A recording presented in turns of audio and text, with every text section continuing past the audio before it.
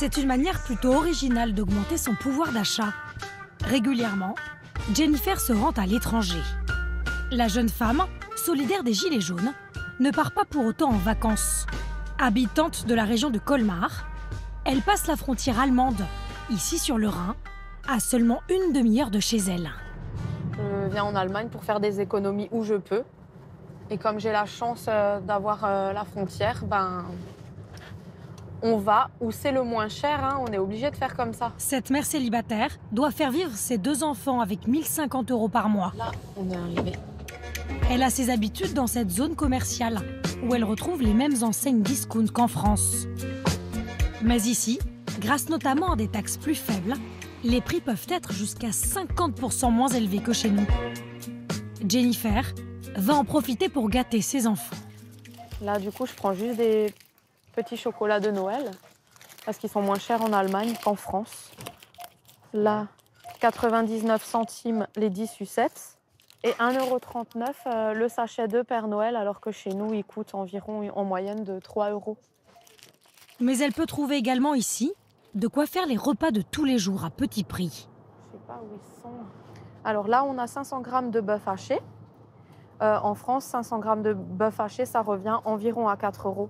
Là, je le paye 2,99 €. Un peu plus loin, il y a aussi ces lingettes démaquillantes à 95 centimes d'euros, 3 fois moins cher qu'en France. Ce dentifrice à 2,15 €, vendu jusqu'à 4 € dans les grandes enseignes chez nous. Ou encore cet adoucissant pour la lessive à 1,45 €, 2 fois moins cher que dans l'Hexagone. En traversant la frontière, malgré l'heure de route aller-retour et les 10 € de carburant que cela lui coûte, Jennifer s'y retrouve largement. Alors là, j'ai les premières nécessités. Du papier toilette, du coton, des cotons-tiges, du dentifrice, les lingettes démaquillantes et le liquide vaisselle, ainsi qu'un petit plaisir du maquillage et un masque. Tu nous as vu pour combien? Là, j'en ai eu pour 17,45 €. Alors pour à peu près la même chose en France, j'en aurais eu à peu près pour 30 €. Et elle n'est pas la seule Française à faire tout ce chemin pour alléger son budget. Autour d'elle, sur le parking, beaucoup de plaques tricolores. Tout ce qui est produits d'hygiène, couches, est moins cher qu'en France. Beaucoup moins cher. Il y a quasiment 2 € d'écart des fois sur le paquet de couches. À la fin du mois, vous le ressentez dans votre budget? Ah oui, tout à fait. Tout à fait. Je pense qu'on est à moitié moins au niveau du budget en course en Allemagne qu'en France. Chaque jour, rien qu'ici, ils sont des centaines de Français à venir faire leurs courses pour réduire la facture. Et pas seulement des gens aux petits revenus, mais aussi des familles de la classe moyenne. Signe parmi tant d'autres qu'il se pose chez nous un problème de fond. Toujours plus pour les riches, toujours moins pour les pauvres. Ça suffit! Le pouvoir d'achat, c'est le cœur de la colère des Gilets jaunes. J'ai bossé quand même plus de 40 ans. Aujourd'hui, on est obligé de calculer ce qu'on doit dépenser, c'est pas normal. Quand on a l'eau, l'EDF, le loyer, le gasoil, à la fin du mois, on ne peut plus rien faire. Il y a 20 ans en arrière, on arrivait à vivre et aujourd'hui, on n'y arrive plus. Quoi. Et en effet, alors que le pouvoir d'achat a régulièrement progressé depuis la guerre, il est en berne depuis 10 ans. L'ensemble des Français auraient même perdu 440 € sur l'année, selon l'Office français des conjonctures économiques. Et la classe moyenne a été durement touchée. Certaines de ces familles, ni riches ni pauvres, perdent jusqu'à 510 €. Un coup de frein sans précédent. Bien sûr, le chômage de masse dont la France peine à se débarrasser depuis 40 ans y est pour beaucoup. Mais entre les salaires, les impôts, le coût de l'immobilier ou des transports, où est le problème? Nous avons suivi plusieurs foyers pour passer leur budget au crible et chercher où était passé notre pouvoir d'achat. Notre première surprise, c'est que nous avons découvert que cette France au pouvoir d'achat en berne ne se limite plus aujourd'hui au milieu populaire. À Saint-Maurice, une commune de la banlieue parisienne plutôt bourgeoise, l'image de cette jolie maison est bien trompeuse. C'est dans ce beau cadre que Raphaël élève ses 4 enfants, avec sa femme Barbara. À eux deux, ils gagnent 5 000 € par mois. Et pourtant, régulièrement, ils se font peur avec des comptes qui virent dans le rouge. Donc on est le 8 du mois. Et voilà, je suis à moins de 2000, quoi.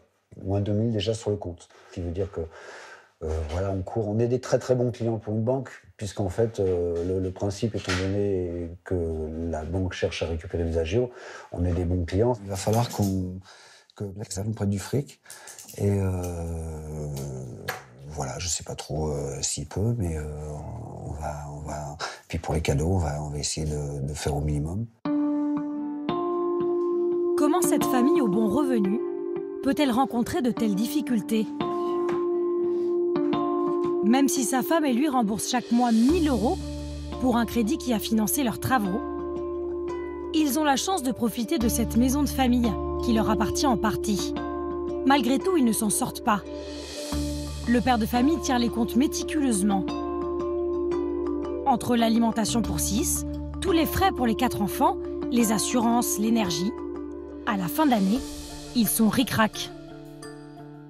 En 2014-2015, le solde était négatif de 56,21. L'année d'après, en tenant compte des 56,21, on avait redressé la barre, on était à 230,40 € en fin d'année. Au jour d'aujourd'hui, enfin, j'ai pas fait mes comptes aujourd'hui, mais on est à moins 490. Voilà, on galère. C'est-à-dire qu'on est obligé de compter tout le temps. En fait, on compte tout le temps. Tout ce qui est électroménager, ça fait des mois qu'on n'a rien acheté. Les sorties sont de moins en moins souvent. Pourtant, ils travaillent tous les deux. Raphaël, comédien, gagne 2 500 € net par mois. Et sa femme Barbara, professeure des écoles, 2 400 € net avec les heures sup. Moi, ça fait 10 ans que j'ai la même paye à peu près. Leur problème, comme pour beaucoup de Français, c'est que leur salaire stagne depuis des années. Pour l'ensemble de la population, ils avaient augmenté de 1,3% entre 1998 et 2008. Depuis cette date, ils ne progressent plus que de 0,5% chaque année. Des revenus toujours au même niveau ou presque, alors que les dépenses, elles, s'envolent. Un peu plus loin en banlieue parisienne, à Malakoff. Salut. Et toi? Ouais, ça a été? Ta course l'après-midi? Ouais. C'est ce que constate cette mère de famille. Orlane est employée dans un grand groupe d'hôtellerie, payé 2 500 €. Son mari, réceptionniste, gagne un peu plus de 1 500 €. Ils ont 3 enfants. Budget de la famille tous les mois, autour de 4 000 € net. Leur premier poste de dépense, c'est sans aucun doute le loyer de leur grand appartement. Alors, donc là, l'entrée, suivez-moi. Donc, on arrive dans un autre couloir qui dessert les chambres. Donc, chambre numéro 1. Il y a aussi 3 autres chambres et 2 salles de bain. Au total, 120 mètres carrés. Orlane et sa famille louent 953 € par mois. Une aubaine pour la proche banlieue parisienne. Ils ont obtenu l'appartement grâce au dispositif du 1% logement. Mais pour elle, cela reste une grosse somme à sortir. Ce qui est très peu cher pour l'Île-de-France, mais ce qui fait très mal au budget quand même. C'est quand même quasiment 1 000 € par mois. Mais bon, ça reste le plus gros poste de dépense forcément des familles, hein, ça j'ai aucun doute. Près d'un quart des revenus mensuels du foyer part dans les dépenses de logement. C'est dans la moyenne nationale. Et cela ne cesse d'augmenter. Il y a les loyers, mais surtout le prix de la pierre, qui flambe depuis 20 ans. Plus 130%. Des dépenses difficiles à assumer pour une grande partie de la classe moyenne. Car dans le même temps, elle est de plus en plus taxée. Les impôts. Alors que les revenus de la famille n'ont que très peu augmenté depuis 10 ans, les impôts sur le revenu, eux, ont fait un bond spectaculaire. Donc, si on regarde... Donc, le dernier, là, ça va être 1 516 pour l'année 2018. 2012, 1 000 €. Je me souviens qu'il y a des années où je touchais de l'argent des impôts. Moi, comme je dis, ça ne me dérange pas de payer des impôts. Parce que l'école de mes enfants est gratuite. Voilà, il y a quand même, on est en France, on a une sécurité sociale. Ça ne me dérange pas de payer des impôts, mais il faudrait que ce soit équitable. Comme elle, depuis des années, la classe moyenne se sent asphyxiée. Et pour cause, c'est l'une des catégories de la population les plus touchées par la hausse des prélèvements obligatoires. Impôts, TVA, cotisations sociales ont augmenté de 22% en 10 ans. Mais il n'y a pas que des mauvaises nouvelles. Certains postes stagnent, voire baissent. L'alimentation a un peu augmenté, plus 1,5%. Les prix des vêtements sont presque stables, plus 0,5%. Quant à ceux de l'électroménager, ils se sont effondrés, moins 18%. Mais cela ne suffit pas à compenser les nouvelles dépenses qui se sont rajoutées, comme la box Internet ou les abonnements de téléphone portable.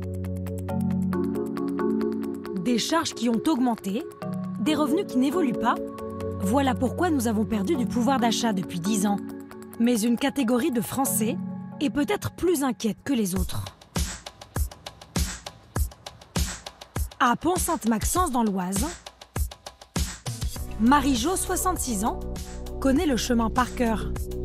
20 minutes de marche, 3 fois par semaine, armée de son caddie. Pour faire des économies, elle laisse la voiture au garage. Depuis près de 2 ans, elle fait ses provisions dans cette enseigne à bas coût. Elle était habituée auparavant à la grande distribution classique. Dans chaque rayon, elle scrute avec attention les étiquettes. Là, je regarde le bœuf. Le bœuf, le charolais. Donc, je vois le prix, 4,25 €. Donc, il en faut 2, ça fait 8 €. Non. Je vais regarder sur autre chose. Alors, le saumon. Alors, vous voyez, par exemple, là, j'en prends 2. Ça fait quand même 10 €. Ça fait 5 € le morceau de poisson. Et oui, je sais. Hein. Alors, pour payer moins cher, Marie-Jo oublie souvent le rayon frais et préfère se diriger vers les surgelés. Vous voyez, c'est 3,99 €. Il est congelé, il est bon. 6 € de différence qui comptent aujourd'hui pour cette retraitée. De nouvelles habitudes, au goût amer. Avant, si vous voulez, moi, je faisais mes courses sans vraiment regarder. Là, quand je vois que je suis obligée de regarder tout ce que je prends, je trouve que c'est un peu dommage. C'est un peu dommage. Parce qu'on peut passer son temps à faire autre chose que de dire ça on va acheter, ça on va pas l'acheter, on verra plus tard ou j'attends les promotions. Je parle toujours de ce principe-là. Mais bon, je vais bien, ceci dit. Mais c'est un petit truc qui est désagréable. Son pouvoir d'achat ne cesse de décliner depuis quelques années. Et il a encore pris un coup récemment. Marie-Jo est mariée avec Jean-Michel, avec qui elle a eu 3 enfants. Qu'est-ce que t'as acheté alors? Ah ben j'ai acheté des choux-fleurs, tu vois. Lui a passé 37 ans dans l'armée avec un salaire d'environ 3 500 € net. Aujourd'hui, il a 2 000 € de retraite par mois. Marie-Jo, qui a travaillé quelques années à l'usine, touche une pension de 158 €. Le couple, qui est propriétaire, voit ses dépenses augmenter sans fin. Allez, bigode. L'eau pour l'année 2015, j'ai payé 293 € au centime près. Et maintenant, j'ai payé cette année 468 €. L'électricité, ce que j'ai payé en 2015, c'était 679, et là, j'ai payé 1032. La mutuelle, donc, c'était 2235 en 2015, et en 2018, 2458. Et pour faire face à cette flambée, depuis 1 an, leur pension ne se contente pas de stagner, elle baisse. Moins 40 € par mois avec l'augmentation de la CSG il y a 1 an, ce que la diminution récente de la taxe d'habitation ne compense pas. Résultat, en 1 an, 667 € de moins dans le porte-monnaie. C'est tout à fait anormal. C'est tout à fait anormal parce que j'ai bossé et du coup, au fur et à mesure du temps qui passe, on commence à raboter à gauche et à droite ce à quoi j'ai droit pour y avoir cotisé également. Et c'est tout leur quotidien qui se trouve changé. Ce qui les attriste notamment, c'est de ne pas pouvoir gâter comme ils le souhaiteraient leurs 11 petits-enfants. Cette année, le Père Noël sera moins généreux. Attends, Kylian, Mathias, Julie... Ils n'offriront des cadeaux qu'à leurs petits-enfants, pas à leurs 3 enfants. Et le budget est amputé de 20 € par personne par rapport à l'an dernier. Valentin... Kilou, combien? Alors Kylian, on avait dit 100 €, parce que bon, il a 20 ans, on ne peut pas dire 20 € mon titi. Mathias? 50, je suis désolée. Donc tu descends à 50 pour tout le monde? 50 pour tout le monde. Oh la vache. 300 et 100, ça fait 400. Cet argent, il l'économise depuis l'été dernier. On aura ça d'ici la fin de l'année? Bah oui, on mangera plus de soupe chinoise. pâtes, voilà. À partir du moment où il y a ces taxes qui nous tombent dessus, ça réduit le budget. Si ça réduit le budget, il faut réduire sur quelque chose. Oui. En contrepartie, Comme on va passer le nouvel an ici, moi j'aimerais apporter des bonnes choses à table. Hein, oui, c'est possible. Les enfants, vous allez manger que du riz avec 2 crevettes. Seule éclaircie à l'horizon, Marie-Jo et Jean-Michel devraient bénéficier, comme la majorité des retraités, de l'annulation de la hausse de la CSG, annoncée par Emmanuel Macron à la suite du mouvement des Gilets jaunes. Ils vont récupérer 40 € par mois, qui leur permettront peut-être de partir en vacances l'an prochain, ce qu'ils ne faisaient plus depuis 2 ans.